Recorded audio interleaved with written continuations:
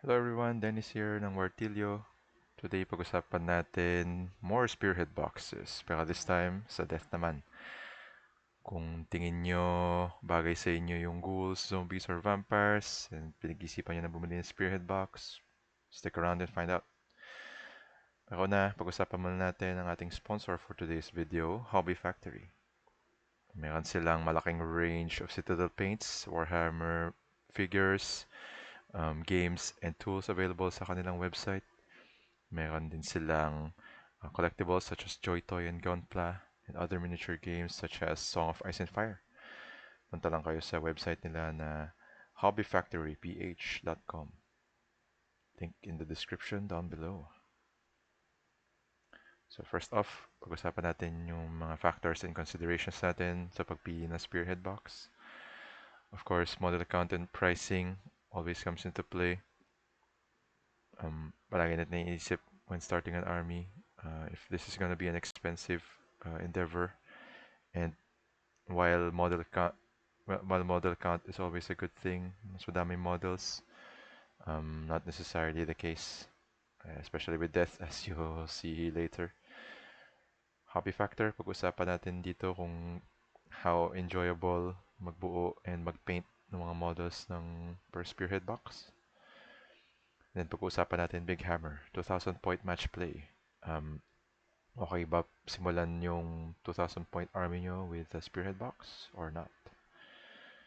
And then, of course, yung namesake Spearhead, okay ba yung army na to? Mga pag-usapan natin sa Spearhead game mode. Then, what to get next? Umpisa natin sa Flesh Eater Courts. So, meron kayong 15 model count sa box na to. Abhorrent Archregent, Vargulf Courtier, Morbeg Knights, and Cryptguard for 6,800 pesos sa Hobby Factory website or $145 sa Games Workshop website. So for me, high yung hobby factor nito. And given na yung lore nila is vampires and ghouls sila na inisip nila mga nobles sila. So you can definitely ask for some bits ng mga human heads and or body parts. Tapos try nyo i-kit bash. Then pakita nyo na parang kalahating human sila and then like kalahating ghouls. Might be cool that way.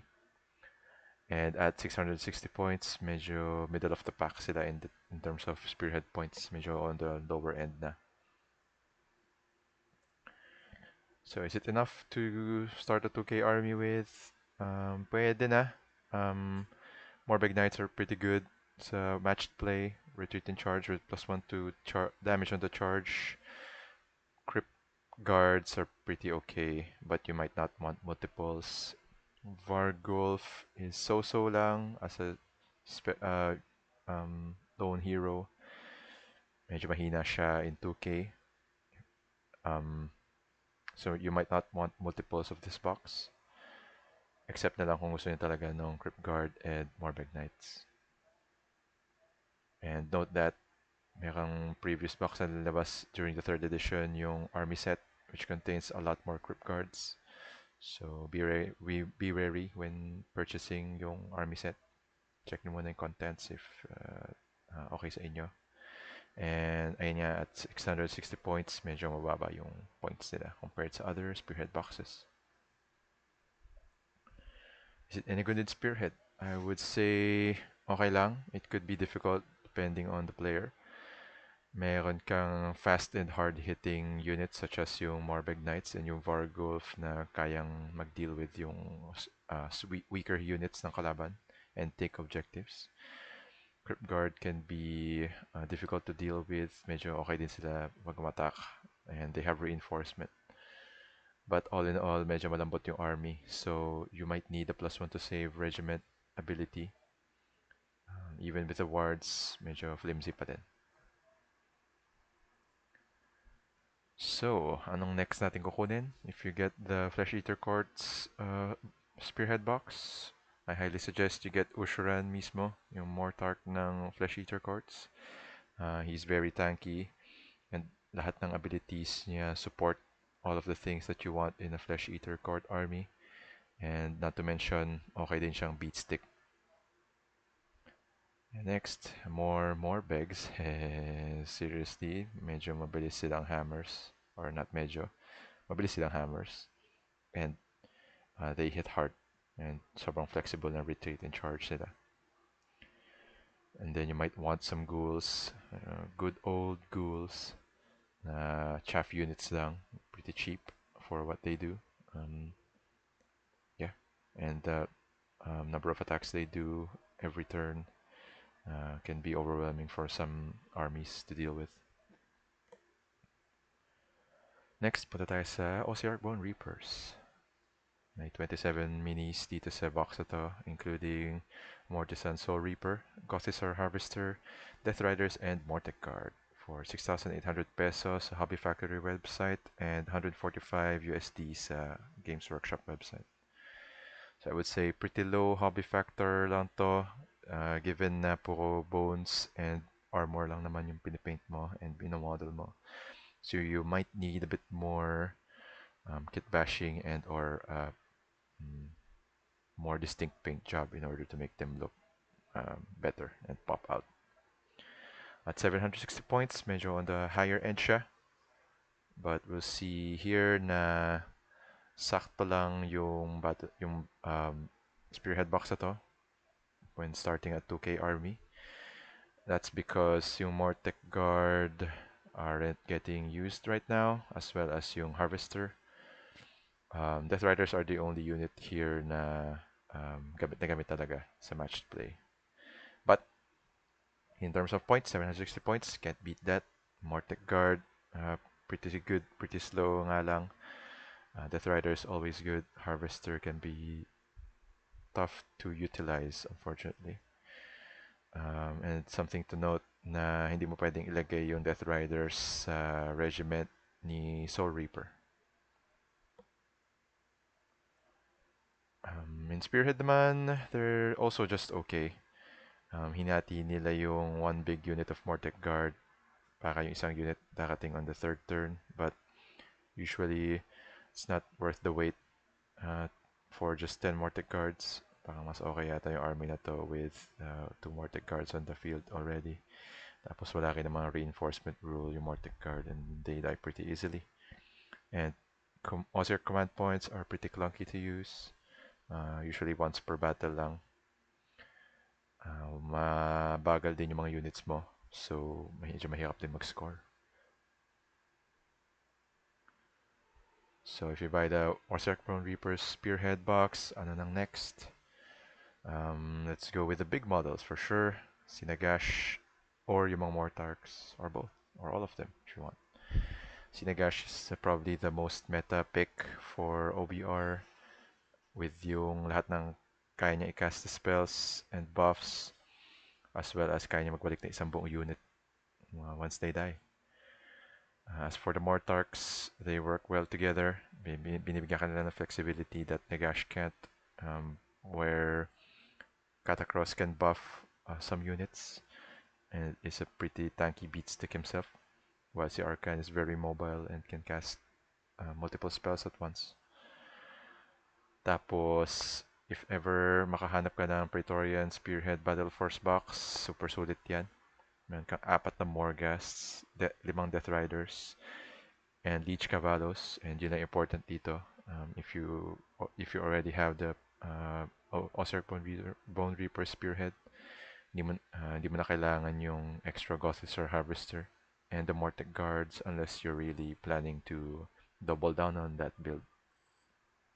Or otherwise, Morghasts pa lang, sulit na yung box na yan. Next, let's go to Soulblight Gravelords. May 27 mini sa box na to. Vampire Lord, Vargheists, Blood Knights, Death Rattle Skeletons for 6,800 pesos sa Hobby Factory website or 145 USD sa Games Workshop website. Hobby Factor here is mid. Mid dahil you have a variety of units. You have skeletons and some vampire bat things and some skeleton knights, which are pretty distinct from one another. And then your Vamp Lord is a pretty good model. 740 points for the Soulblight Gravelord Spearhead, making it one of the higher pointage boxes. So okay na ba to pang start? I would say pretty good. Blood Knights are pretty fantastic right now sa meta. Skeletons are always annoying. Madami silang recursion. And even if hindi masyadong meta pick yung Vargheists and Vampire Lord, they're pretty good on their own right dahil very mobile sila, which helps you get more tactics. So given that, you might even wanna double down on the boxes instead. The Spearhead box rather. So for Spearhead, I think okay lang naman sila. Mabilis sila, which means you get to cover most of the board a lot of the time, but you might lack the damage. Even Blood Knights might have difficulty taking down chunkier models. But given yung combination of fast units mo tsaka madami recursion and reinforcement units, I think okay sila pang score. So what to get next? If you get the Spearhead box, depende sa build mo. You can go Wolves, Belladama, Direwolves, Radokar, I suppose. Pwede ka din mag-horde list. Bili ka ng sobrang daming zombies or skeletons. Or again, double down on the knights and skellies and get another Spearhead box. But in any case, bili ka ng more Tark box because both Neferata and Manfred are very usable right now. Depende sa build mo. Either of them have very great abilities that work very well with any of the units that you can take. And if you can find yung Vengorian Court Battle Force box, super sulit din yan. More skellies, more zombies, bats, a hero monster, and more knights. Can't go wrong with that. Next, let's move on to Night Haunt. 34 models, the most out of uh, the boxes we presented today. Knight of Shrouds, Grimghast Reapers, Chain Rasps, and Spirit Hosts for 6,375 pesos at the Hobby Factory website or 145 USD sa Games Workshop website. Hobby Factory here is mid, I would say.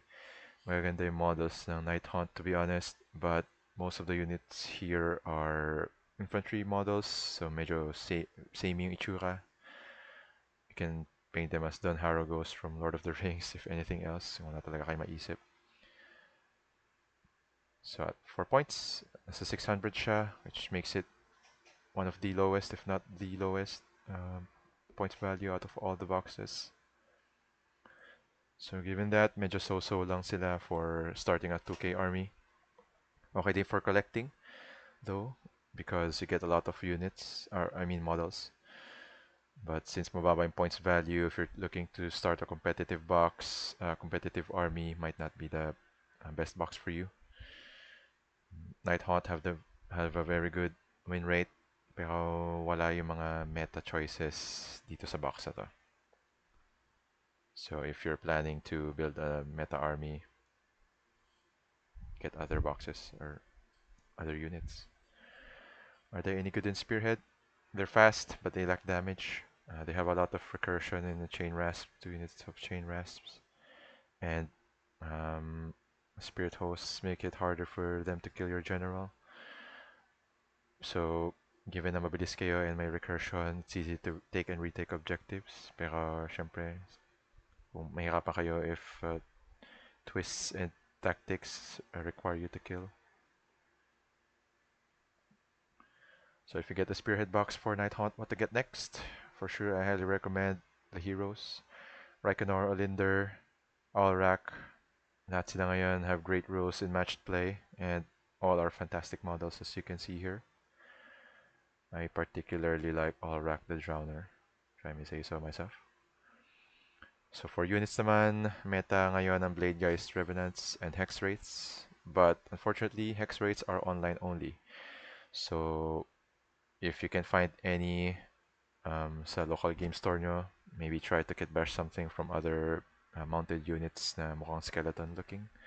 Maybe lagyan nyo ng konting coat or ghost looking things. Final thoughts. Spearhead boxes provide a lot of points for the money you spent. So for death armies, um, not all of it are unfortunately. Yung Night Hunt is a standout na medyo hindi okay for the current meta. But if the models appeal to you, get them either way. And then some death models may have some overlap in terms of look. Mostly dahil may mga ghouls ka or zombies and skeletons. Um, so magkakatalo na lang talaga sa heroes dahil kitang-kita na magaganda yung mga heroes ng death. And so, pick a faction with the aesthetic that you like and go from there. But regardless, be prepared to paint a lot of models unless you're going super elite sa Orer Reapers. I don't think super viable yun sa ibang armies ng death though. In Spearhead naman, death armies seem to lack damage pero usually mabilis, madami recursion and healing. And iba-iba yung ginagawa ng mga armies na to, no? Pero especially, for example, Ozer Reapers differs very differently from how Flesh Eater cards play. So, tignan nyo muna yung mga rules, see which play style you might like. And of course, choose your enhancements wisely. It might differ from game to game, depende sa kalaban. So for my overall ranking, I would rank Flesh Eater Courts at A tier, Ozer Reapers at A tier. Although honestly, while talking about it, I'm thinking of bringing it down to B or C tier. Soullight Gravelords at S tier, and Night Hunt at C tier. Unfortunately, with the current meta, medyo hirap talaga yung Night Hunt. At least this box, rather. So kung nag-stick around kayo sa end of this video, maraming salamat. Tingnan nyo ulit yung website ng sponsor natin for this video, hobbyfactoryph.com. And this has been Dennis of Wartilyo. Please like and subscribe for more video content like this. Alright, thank you.